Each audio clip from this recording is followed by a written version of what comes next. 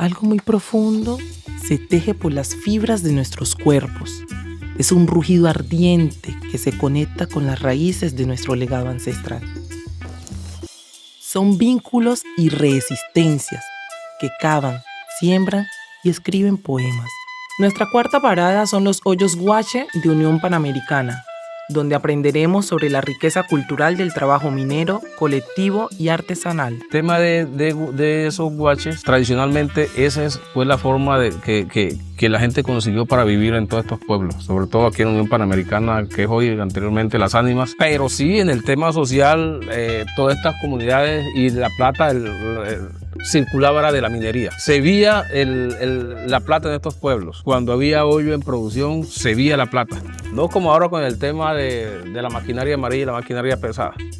Esa plata no se ve. ¿Qué buscamos? Preservar nuestra identidad cultural, conservarla y a través de eso una buena concertación, que siempre el Consejo Comunitario esté ligado, pero escuchando a las comunidades que siempre han labrado la tierra, porque estos son pueblos que han sido mineros. Como acertadamente han explicado los pueblos negros del Chocó, la minería ancestral y artesanal, más allá de qué tipo de tecnologías o herramientas usan la producción, está determinada por el factor comunitario, el factor familiar, la baja intensidad de la extracción y sobre todo por su respeto en las dinámicas ambientales y culturales del territorio. Por eso, finalizando nuestro recorrido en esta primera temporada por la Cuenca del Atrato, en este episodio se discutirán algunos desafíos de la minería de Hoyo Guache, desde las consecuencias de la llegada de la maquinaria amarilla al territorio y los cambios en las prácticas económicas, sociales, culturales y ambientales de la comunidad, hasta la disputa con las autoridades públicas para que esta actividad sea entendida como una minería tradicional y no como una minería semimecanizada. Estos temas y otros retos serán explicados a continuación por quienes han estudiado y ejercido la minería del Guache en Las Ánimas, municipio de Unión Panamericana. Lazos profundos. Primera temporada, por los nacimientos del Atrato. Bueno, muy buenos días. Nos encontramos aquí con unos compañeros muy importantes, personas que han aportado al tema de la minería de Hoyos Guache en la Unión Panamericana. Entonces, yo quiero comenzar primeramente de que ellos nos den su nombre y nos cuenten un poco acerca, según cada uno se esté presentando. Buenos días, mi nombre es Luis Agualimpia Sánchez, me conocen como Wilder. Estudiante de la tecnología de gestión mineroambiental, ya estoy terminando la tesis. La tesis la hice en cómo ha sido la evolución histórica de la actividad minera en Las Ánimas. Hoy ya es municipio de Unión Panamericana. Bueno, mi nombre es Camilo. Como lo decía mi compañero, también tecnólogo en gestión mineroambiental. Vengo también participando en los consejos comunitarios de Unión Panamericana. En los temas de minería. Además, he tenido un relacionamiento muy cercano con los temas de minería Hoyos Guache y eso me motiva de que hoy tengamos este diálogo. Entonces vamos aquí a escuchar los testimonios de los demás compañeros y avanzamos en el diálogo. Bueno, mi nombre es Inger Alessandro Murillo Perea. Soy administrador de empresas agropecuarias, gracias al Señor. Y les comento, vengo de una familia netamente minera. Mi papá, mi mamá nos criaron, una familia, somos 4 hermanos y nos criamos trabajando minas. Gracias a Dios y a esa labor, hoy soy un profesional, pero sé de dónde vienen mis raíces y conozco perfectamente el trabajo de minería, el trabajo de la mina artesanal, lo que concretamente el trabajo de hoyaero, el trabajo de guache. Tengo mucha experiencia porque, vuelvo y les digo, me crié trabajando eso y gracias a Dios hoy estoy aquí gracias a esa minería. Bien. Entonces aquí le damos paso al compañero para que le haga su presentación. Buenos días. Mi nombre es José Euríbides Aguilar Murillo. Minero a morir, acabado en la mina. La vejez me llegó fue de la minería artesanal, trabajando guache de noche, amanecido en esos túneles, amanecido de un día para otro. Bueno, mi papá, mi mamá y todo lo que adquirió mi papá con mi mamá fue trabajando mina artesanal, no con máquinas amarillas. ¿Desde cuándo más o menos tú comenzaste a trabajar minería de hoyo guache? Ah, no, yo desde que empezó en mi juventud, a que empecé a crecer, yo acompañé a mi papá, Ok. que lo acompañaba, porque yo vuelvo y le repito que yo de los hijos de mi papá, con mi mamá y los hombres, yo soy el mayor. Y como mayor que era, yo le acompañé a mi papá, para acompañarlo a la mina cuando él se iba, y llegamos 1, 2, 3 de la mañana a ver de la mina, por allá de Rollaero. Ok, muchas Pero gracias. yo no era pues como un trabajador, no, sino como compañía a mi papá, porque yo estaba muy muchacho. Yo le acompañé a mi papá, a veces que él lo tocaba salir, y él como, mijo, vaya, tráigame agua, ya, que tengo ganas de tomar agua, y yo me iba a traerle agua a mi papá, y yo mi cosa, una compañía de mi papá, ya cuando yo fui creciendo, ya me fui sometiendo también a la mina, y porque en ese tiempo, ningún muchacho en ese tiempo manejaba plata. Eso sabía yo. Usted se iba para la mina, pongamos, y usted muchacho, se iba con su papá, con su mamá, y usted hacía cualquier grano de oro, y eso no iba a creer usted que se iba a manejar eso. Eso iba a manejar su papá con su mamá. Tajantemente, usted no manejaba un perro, porque en ese tiempo el muchacho no manejaba plata. Esa plata manejaban los viejos. Usted para manejar una moneda, tenía que su papá o su mamá darse. Lo contrario, nadie manejaba plata como ahora, que ahora los recién nacidos manejan más plata que nosotros los viejos. Bueno, yo quiero que también aquí el compañero Alexander nos explique su experiencia, cómo comenzó en tema de minería, cómo ha sido que se ha desempeñado en esos temas. Bueno, como todo en la vida va evolucionando frente a los que comenta el compañero Guachilango, yo tengo 54 años de vida, gracias al Señor. Y yo desde que tengo uso de razón, yo me crié trabajando mina. ¿Sí? De hecho, en ocasiones que yo fui el último hijo de mi papá tuvo 17 hijos. Y de los 17 yo fui el último. Y andaba mucho con él, tema de holladero, y cuando yo estudié, a mí me gustaba mantener mi plata.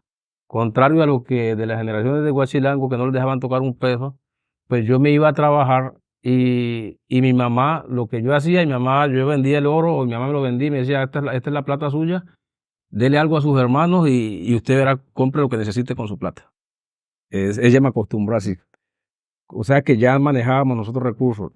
Les comentaba, el tema de esos guaches, tradicionalmente fue la forma que la gente consiguió para vivir en todos estos pueblos, sobre todo aquí en la Unión Panamericana, que es hoy anteriormente Las Ánimas, y que pertenecíamos al municipio de Tadó.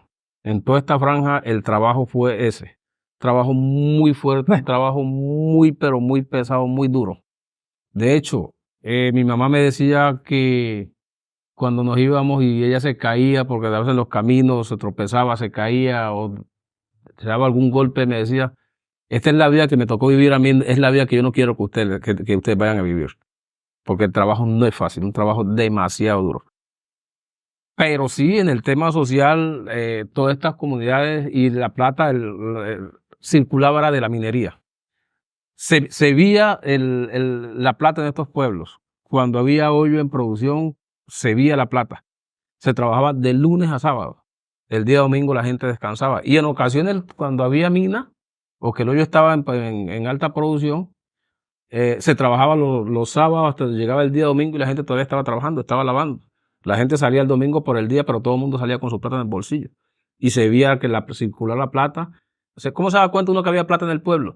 Las mujeres salían a mercar y usted las veía cuando regresaban a la casa que cada uno iba con su bolsita, comprándole ropa a los hijos, que comprando la cobija, que la que sabe que se necesita en la casa comúnmente, que es la mujer. Ellas son las dueñas de su casa, ellas son las que saben qué les está haciendo falta y qué no les hace falta. Entonces salían y cuando regresaban a la casa regresaban con todo eso. De esa forma más o menos se da cuenta, bueno, este fin de semana a la gente le fue bien. Sencillo y básicamente, desde la academia, hoy propendemos, gracias a la ley 70, que ha sido un salvavidas para las comunidades, frenamos a los saqueadores que venían de afuera con la maquinaria amarilla. Cuando en el 90 se promulga la ley 70, ya ejercemos unos derechos. Ya frenamos la maquinaria amarilla y ya les decimos, bueno, señores, nosotros somos dueños del territorio, acá trabajamos artesanalmente, porque siempre se ha trabajado, no solo hoyos guache, se ha hecho cuerda, se ha hecho arrimaderas, se ha hecho peladero. Todo eso artesanalmente. Cuando entra la maquinaria amarilla se pierde eso. Entonces hay dos enfoques. Esa maquinaria ha dejado, por decir algo, que hoy el minero tradicional ejerza su labor. ¿Qué buscamos? Preservar nuestra identidad cultural, conservarla y a través de eso una buena concertación, que siempre el Consejo Comunitario esté ligado, pero escuchando a las comunidades que siempre han labrado la tierra, porque estos son pueblos que han sido mineros. Nosotros hoy ahí ostentamos unos títulos donde hay unas minas. Por ejemplo, según me contaba mi mamá, Zacapique, Palo Gordo y Agua Clara han sido terrenos muy ricos en mineral, en oro, pero Yoguache hoy ya no se consigue, por decir, ellos antes manejaban una ruta, una seña, el Guache, la grieta, el yacimiento, como decimos en la Academia Vallá, ellos iban derecho y caían allí. Cuando llega la maquinaria amarilla, se pierde esa ruta. Camilo nos puede dar testimonio de eso. Cuando los primeros mineros llegaron, Unión Panamericana, uno de los indicadores que ellos iban buscando era dónde se hizo minería de hoyo guache. Porque para ellos era un indicador de que había oro en esa tierra. ¿Por qué? Porque en algunos tiempos se trabajaba y era grande la profundidad y no podían llegar allá. Entonces se abandonaba ese frente de trabajo, pero cuando comenzaron a llegar las máquinas decían, no, yo trabajé aquí y dejé tal frente, ¿cierto? Lo que llamamos hoy esa mina. Entonces cuando llegó el minero, comenzó a trabajar en esos puntos que ya había esa referencia minera, los cuales comenzaron a ir haciendo las degradaciones del suelo, y es lo que decía el compañero, se perdió esa línea, esa ruta. Decía, bueno, aquí trabajó fulano de tal, acá trabajó fulano de tal, pero cuando ya se hace la degradación, ya no tenían una ruta, ¿cierto? Otra cosa que también llevó a de que se trabajara la minería mecanizada y se viera un poquito afectada el tema de los hoyos guache, la condición geológica de los terrenos. Si en el recorrido que hicimos alcanzamos a mirar, tuvimos en 2 hoyos guache, uno está más encima, el otro tiene una profundidad más avanzada, pero había partes que la profundidad llegaba casi a los 30, 40 metros. Eso hacía que el trabajo se hiciera más difícil. El operar hacer el arranque mecánico con las excavadoras, facilitaba el proceso de extracción y la producción era más rápida. Porque para bajar a 40 metros con un sistema de hoyos guache se demoraría entre unos 4, 5 o 6 meses. Y si no hasta más, según la condición geológica del terreno. Pero miramos de que con la maquinaria lo hacían más rápido. Esto que comúnmente cuando se arrancan los hoyos, yo te decía, en el pasado allí no se le pagaba un peso a nadie.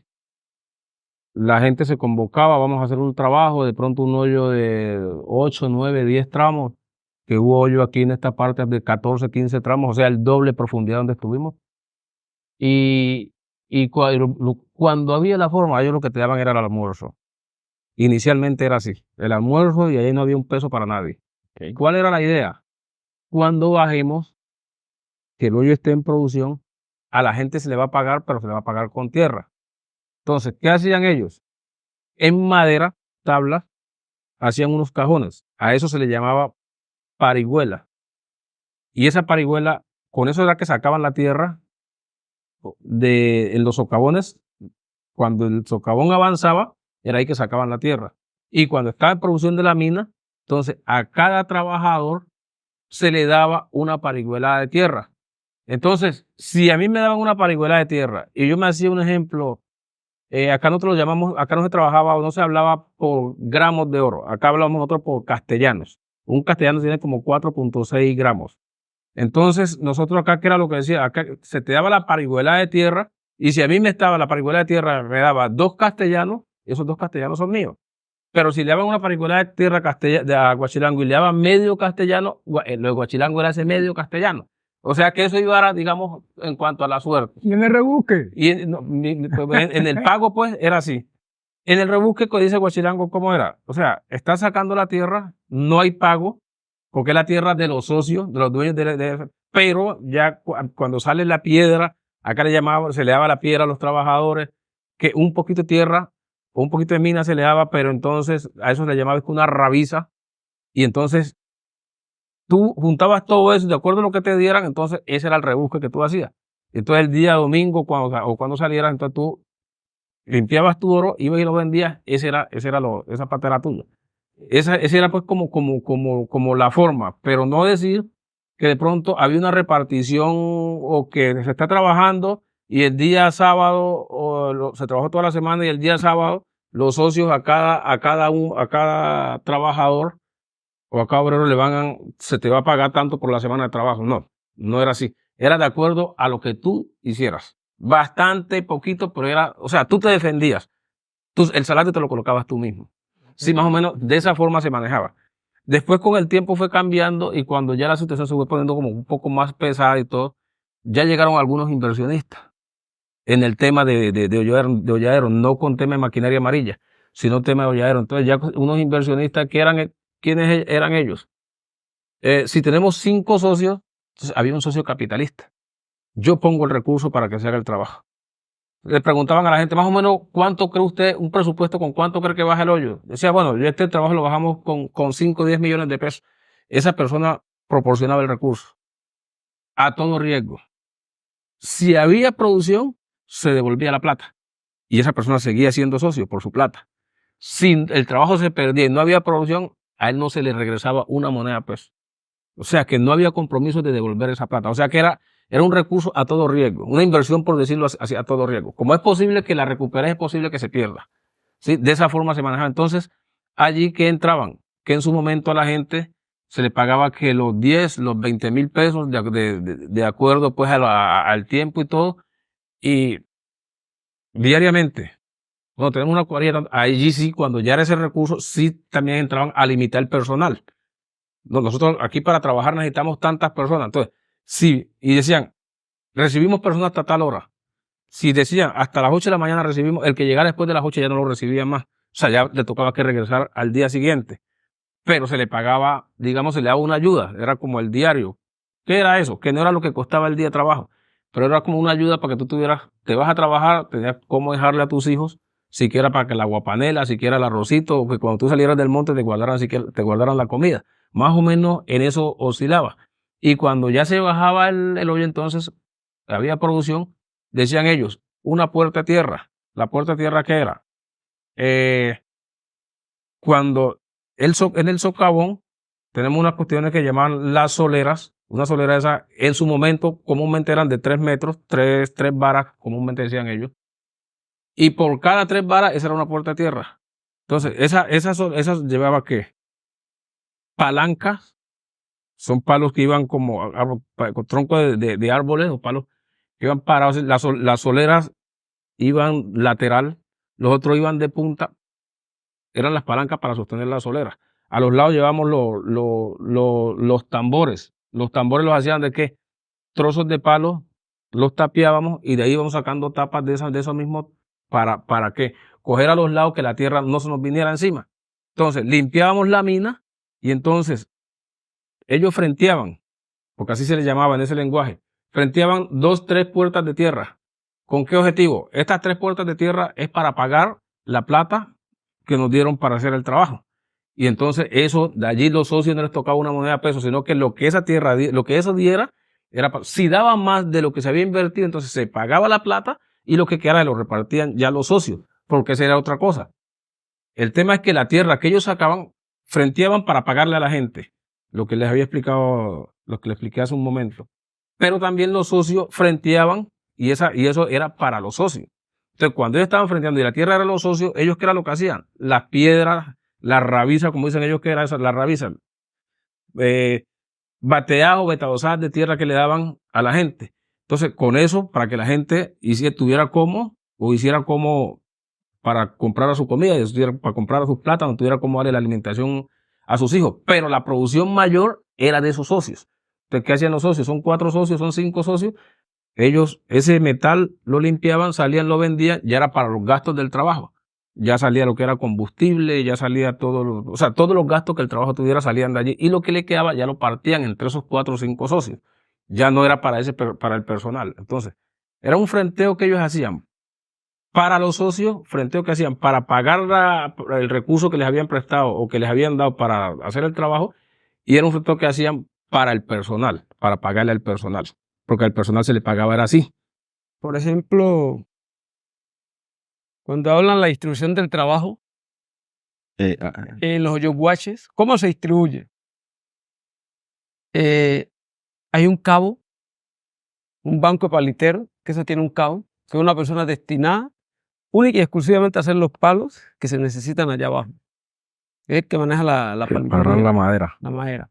Hay otro cabo de barra, que es el que tiene los fronteros, me dicen, por dónde es lo que decía el compañero Alexander del papá. Él era el que guiaba, él es el responsable del trabajo allá abajo. Y hay una cuadrilla para la fila. Hoy ya es un poco semimecanizado con el malacate, donde organizaban la fila los mismos socios, en cabeza de una mujer, no sé, organizaban la fila. O sea, los trabajos los distribuían así. Palo, un cabo en la palitería, cabo de barra abajo y el personal de las mujeres para la fila. Ahí se distribuía el trabajo. Y en ese mismo orden, cuando se frenteaba, que sacaban la puerta de tierra, o sea, en la galería, así mismo se distribuía el pago. Desde arriba hasta abajo. Esa es La distribución. la distribución del trabajo. Yo quiero hacer una pregunta, ya que tocamos las dificultades, pues, en lo que es el hoyo guache. Usted nos está hablando del agua, ¿cierto? Hay algo que ha sido como una contradicción, viéndolo desde el punto de vista, es de que antes se achicaba los hoyos a batea y a balde, ¿cierto? Lo que hablábamos, que lo achicaban, sacaban el agua con bateas y balde. Después se utilizó las motobombas, ¿cierto? Para el Estado, en la implementación de una motobomba para drenar las aguas que se dan dentro del socavón o conocido como galería o guache. Para ellos, el tener una motobomba le da un toque como minería de semimecanizada, ¿sí? Entonces hace de que ya pierda lo artesanal y la miren como mecanizada, semimecanizada. Entonces, eso ha venido generando algunos choques, porque la minería de hoyos guaches es algo que es netamente artesanal. Desde el arranque, Ya lo de, el tema del agua y cosas, le hacían un molino, dependiendo de la cantidad de agua. Dentro del mismo hoyo le hacían un molino para sostenerla. O sea, en la misma galería organizaban un molino, un cuadrado, un hoyo ahí, y tenían dos opciones. Si era batea, de ahí la tiraban al molino general. O si no, metían la granada de succión para que la extrajera desde allá. No estamos hablando, escúcheme, no estamos hablando de motobomba, porque de pronto a usted le tocó, pero a mí me tocó cuando no existía motobomba. Es que es otro proceso. Cuando no existía motobomba para los túneles, que todo era con la mano. Había un túnel que producía agua que ningún hombre la sostenía, que tenían que suspender trabajo hasta conseguir forma de un aparato para secar agua, porque ningún ser humano podía sostener agua. O sea, lo que pasa... Porque el agua que invertía era mucha. ¿Ya usted me ha entendido? Y entonces, pues, era un trabajo incansable que usted no tenía derecho mejor dicho, pues, ni a comer, porque el agua no le daba tiempo, Ok. mucha agua. Lo que pasa es que ¿Ya? depende- Donde habían otros túneles que eran secos, poquita agua, donde una sola persona la sostenía tranquilamente y relajado. Ok. ¿Ya me entendió? Eso. O sea, lo que pasa es que anteriormente, porque lo que dice Camilo de que el Estado ya habla de la semimecanización, o sea, cuando nuestros antepasados iniciaron estas labores o que nosotros tuvimos pues, conocimiento, en muchas partes o en algunos sectores aquí no existía la motobomba. Ok. Entonces, hay trabajos o terrenos que tienen fuentes de agua subterránea, hay unos que son más abundantes que otros. Entonces, aquí muchos trabajos incluso en su momento se perdieron y los retomaron después cuando llegó el tema de la motobomba, porque sostener el agua no era fácil, no se daba abasto con eso. Eran trabajos profundos y que tenían fuentes de agua subterránea muy alta, era un caudal muy alto. Entonces, eso era sostenerlo a batea todo el santo día. Y cuando no había tiempo para decir que van a extraer la tierra, a sacar la fila, digamos, como decíamos anteriormente, porque no daba tiempo. O sea, era o chicar el agua o sacar la fila, y no te daba tiempo para las dos cosas. Entonces muchos trabajos se perdieron en su momento por eso. No se podía sostener ese caudal de agua. Cuando ya aparece el tema de la motobomba, ya el tema fue mucho más fácil. Ya con motobomba se puede dominar. Y en muchos casos, había motobombas que no daban tampoco la base Tampoco para en la sostener.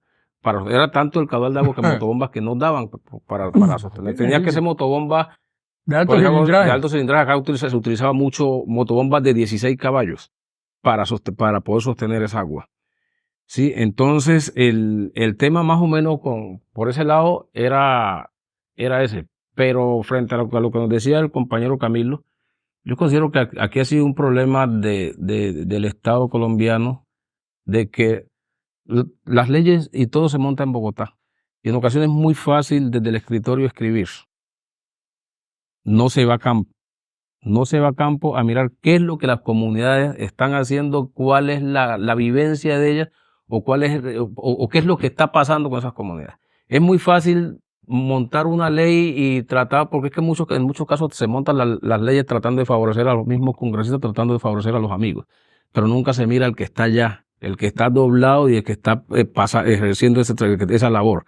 ¿Qué es lo que está pasando con él? ¿Qué es lo que está haciendo? Esto nos ha impactado mucho el tema de la maquinaria amarilla, porque ya el tema asociativo para trabajar los hoyos guaches se ha perdido mucho.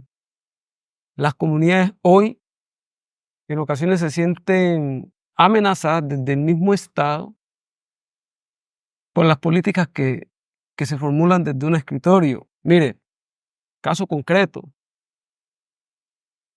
Hoy con los títulos, porque bueno, salen los títulos, nos ha favorecido, sí, porque nosotros mismos los hemos explotado. Nos hemos asociado entre 2, 3. Bueno, explotemos este título. Excelente. Pero la parte tradicional, cuando hoy parece un hoyo, el minero reclama que lo dejen. Desde la misma academia buscamos hacer un acompañamiento para conservar la identidad cultural de esa persona y el Estado no permite. Dice, no, allá no se puede hacer minería.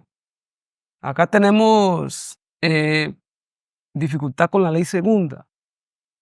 O sea, necesitamos modificarla, o por lo menos que nos permitan trabajar, porque hoy no solo el hoyo guache, sino la parte semimecanizada con una matraca o una draga, el Estado esa draga la coge y la decomisa o la quema, cuando es una Super 4, es pequeña, pero como es un área de reserva especial, no le permite, pero antes lo hacía. Entonces, pienso yo que se debe regular un poco el código de minas en aras de favorecer al campesino que puede ejercer su labor, porque ahí ha estado como el bache, no lo dejan. Entonces todo eso ha impactado que ellos no pueden ejercer sus labores. Hoy los terrenos donde se ha trabajado con maquinaria amarilla, algunos son muy profundos y ya se perdió hasta el cauce. Nos ha traído una deforestación enorme, una pérdida de la flora y la fauna terrible. Poco a poco la hemos ido recuperando, pero necesitamos más. Si él hoy quiere impulsar o quiere traer más maquinaria amarilla que nos dé las herramientas, nosotros explotamos. Porque tenemos la convicción que podemos hacerlo artesanalmente y mecánicamente. Nosotros mismos acá podemos ejercerlo, no a través de una presión o de una multinacional, porque el Estado nos viene presionando, sacándonos de los territorios para traer una multinacional, militarizar y se pierde la economía. Mire, la economía se dinamiza en estos pueblos con ese sistema que miramos allá. Una vez ellos bajan, frentean, sacan el tramo, después en el socavón, en el túnel, en la galería, eso lo extraen y hay producción. Desde Agua Clara, desde la Unión, Estado y Ánima se siente porque la plata circula. Hay una economía que fluye, pero la maquinaria amarilla no frena. ¿No? O sea, nosotros no sabemos cuándo hay producción, si hay producción no sabemos. Porque el minero, pequeño minero, barequero, lo traen, le dan 1 hora, 2 horitas y ya.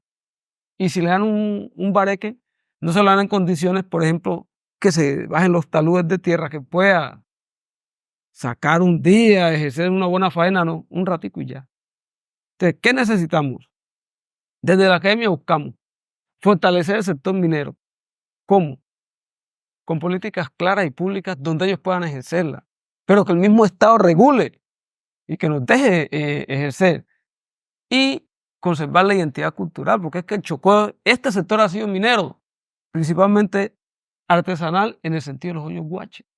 Entonces necesitamos que el mismo Estado nos permita ejercer eso. Ese es mi punto de vista. Bueno, desde la academia de la universidad, la oportunidad de haber estudiado minero ambiental nos ayudó a mirar la minería en distintas formas. La forma de hacer minería de manera amigable y responsable con el medio ambiente, ¿sí? También de que nosotros pudiéramos tecnificar nuestra manera de hacer minería, ¿sí? ¿Por qué? Venía de una manera tradicional, pero que era empírica. Pero estudiar en la academia, en la universidad, nos permite conocer nuevas estrategias, nuevas tecnologías y nuevas formas. Además, conocer bien las políticas o las normas, decretos que establece el gobierno en cuanto al tema minero. Conocer esas normas nos permite hacer minería de una manera responsable, pero también de que no se nos violen nuestros derechos. Ahora, el aporte desde mi enfoque es de que estos mineros hoy en día, que luchan todos los días, puedan ejercer su minería, que no se les viole sus derechos, pero que también sus prácticas mejoren en cuanto a rendimiento y productividad. No nos podemos quedar, porque sabemos que la minería entró a nuestro territorio colombiano de una manera que era en la esclavización, ¿sí? Se hacía minería de una forma donde se esclavizaban las personas, específicamente a las personas afrodescendientes, nuestra raza negra, donde muchos no tuvieron una oportunidad de estudiar, donde muchos no tuvieron una oportunidad de tecnificar sus acciones. Pero el gobierno, a lo que quiere llamarnos tradicional, son muchas esas prácticas que ejercieron o que comenzaron a través de una esclavización.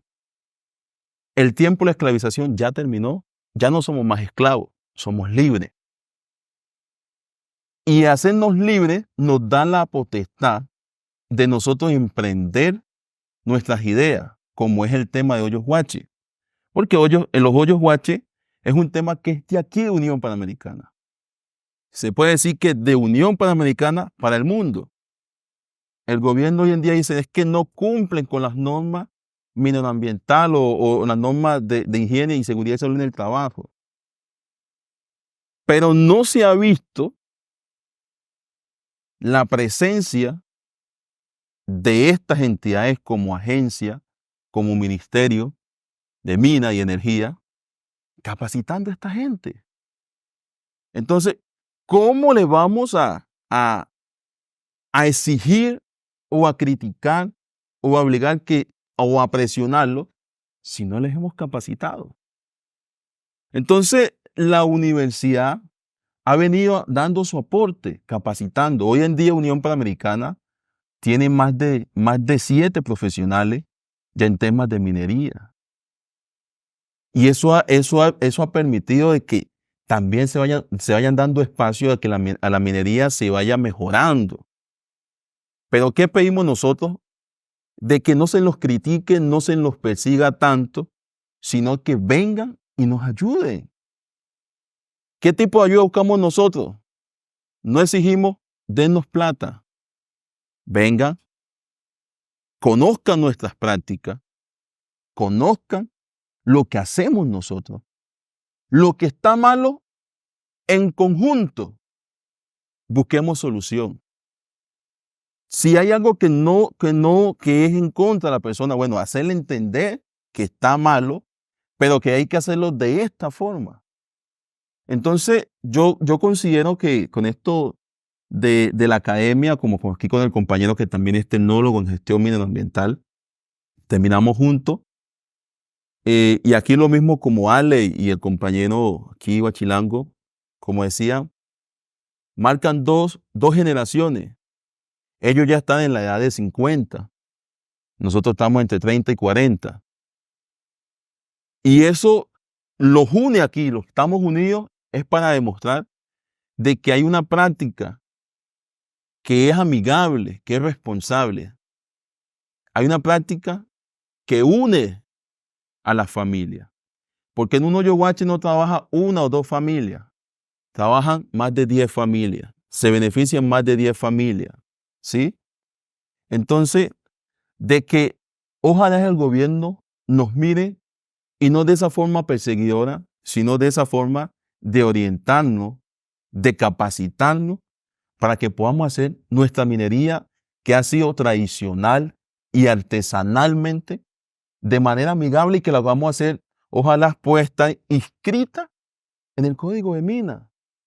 Invitamos que el gobierno, la agencia, invitamos al ministerio de que venga, se sienten y miren la realidad que tiene cada miembro que trabajan en estos sistemas de hoyos guache y que es una práctica que verdaderamente necesitamos para seguir sosteniéndonos en los tiempos. Porque si se alcanza a mirar, la minería de hoyos guache genera menos impacto que la minería mecanizada o retroexcavadora. ¿Sí? Genera menos impacto. Tú miras a esta gente trabajando, estuvimos allá en ese socavón, estuvimos aquí donde están iniciando con el hoyo y están expuestos a todo, tienen una exposición a todo riesgo o digamos están expuestos en todo sentido. ¿Por qué? Tú hoy de empleado, el gobierno te exige que tienes que pagar una seguridad social y la pagas y bueno, tienes un amparo. Esta gente no tiene amparo de nada. Entonces, ¿por qué en vez de satanizar estas actividades, el gobierno no mira más bien de qué forma podemos reglamentar, de qué forma podemos ayudarles a ellos y que tengan una seguridad en el trabajo? ¿Qué podemos hacer para mirar ese tema? ¿Por qué no legalizarlos a ellos como mineros frente a lo que vienen haciendo y que el impacto ambiental que se causa, la verdad que es muy mínimo? Entonces, ¿por qué más bien no miramos, bueno, de qué forma los podemos asegurar? Que Dios no lo quiera, llegó a haber un accidente, bueno, hay unos muchachos que están pequeños, que están estudiando, porque esta gente se van a trabajar a ver cómo levantan la comida para los hijos, pero los hijos, estos momentos están en la escuela, están en la casa, no sabemos qué pueda pasar con ellos en el monte. O si hubo un accidente, como que esos muchachos no queden a la deriva, que esos muchachos que tengan digamos, alguien que pueda velar por ellos o que tengan un seguro que pueda responder siquiera por parte de la educación de ellos, ya que el papá y la mamá sufrieron X o Y accidente. Yo les mostraba el accidente que tuve a los 20 años. Estuve a punto de perder una pierna. fue un palo que me cayó en un socavón de eso. ¿Sí? ¿Quién corrió con los gastos de eso? Mi papá. No había seguridad, no había absolutamente nada, porque estas prácticas del gobierno tampoco están dadas para decir que porque tú estás trabajando en un socavón o en un hoyo, vas a ir a pagar una seguridad social, porque es que nadie te va a afiliar a eso. Sí, entonces son las mismas políticas de Estado. Entonces, ¿por qué no pensar más bien cómo hacemos para asegurar a esta gente? ¿Cómo hacemos para que ellos ejerzan una labor y puedan tener un seguro, por decirlo algo? Si les pasó alguna cosa, bueno, aquí tenemos un respaldo. ¿Por qué no pensarlo más bien de esa forma antes de satanizarnos? ¿Sí? Entonces, en esta actividad estamos expuestos a todo, porque no tenemos amparo de ninguna índole. Y el gobierno lo que hace es satanizarnos. Somos paramilitares, somos guerrilleros y somos todo. ¿Por qué? Porque estamos buscando cómo levantar una familia. ¿Hacia dónde vamos? Por ejemplo, dentro de las políticas públicas del mismo gobierno, hoy el minero ya se ha ido acomodando poco a poco. Falta un impulso que el Estado le permita, por ejemplo, si ellos hoy ponen un extractor, pues miremos entre la salud y el riesgo, qué tipo de extractor necesita para tantos metros. Si se le exige a las minas subterráneas, pues a las multinacionales, el pequeño minero también está pidiendo pistas. O sea, hay que regular la política minera en aras de conservar y preservar este pequeño minero que también hace su aporte. Nosotros hoy acá desde lo artesanal nos sometemos. Por ejemplo, hay propuestas, si el Estado quiere, viene, capacita y dice, bueno, si ustedes hoy me venden el metal al Banco de la República, tienen un riesgo o están afiliados a X seguridad, que lo podemos hacer, pero o sea, necesitamos dentro de las políticas públicas que venga el Estado, que el MIRI se comprometa y ellos mismos diagnostiquen, porque el diagnóstico, bueno, de pronto ojalá que llevaron hoy lo visualicen por allá y digan, bueno, pero allá podemos implementar este sistema, allá podemos apoyar esto, porque ellos están mostrando esto. Eso va a ser una vitrina, pero que ellos vengan y miren, estamos expuestos y lo estamos esperando. La academia viene, se da la charla, se da la inducción, claro, el minero se ha ido moldeando, pero necesita el impulso, más capacitación, más recursos para ellos ver cómo se fortalecen y se organizan como cualquier minería subterránea, que sí se puede. Ese es mi aporte. Muchas gracias. El gobierno sí debiera de venir a observar, porque sin mirar no pasa nada. ¿Por qué no ver los esfuerzos que se están haciendo acá para la gente sobrevivir? Entonces, creo yo que en mi equivocación que si no puede venir, mande o está como sea, pero haga presencia el gobierno y mire los trabajos, que la forma que se trabaja acá. ¿No vio esas mujeres ahí en el huequito ahí que está ahí? Con el balde chicando, con el balde las mismas mujeres. Entonces, es una cosa que observa el problema allá en Malacate. ¿De dónde vienen a comprar en Malacate? Porque ya no hay gente para trabajar.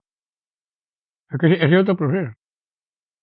Ya no hay gente para trabajar, entonces como ya no hay gente para trabajar, así como había anteriormente, entonces tiene que comprar en Malacate, porque si no compran en Malacate entonces no pueden hacer hoyo. Porque ¿quién va a sacar la tierra?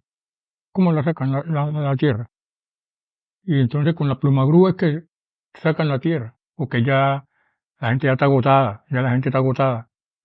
¿Ya? ¿Y por qué está agotada? El mismo trabajo los tiene acabados. La misma labor del trabajo los tiene acabados ya la gente. Que los viejos se murieron temprano porque no aguantan el ritmo de trabajo. Así como yo estoy vivo porque ya hace tiempo de trabajar eso, pues estoy aquí desarrollando. Hoy también ya me había muerto.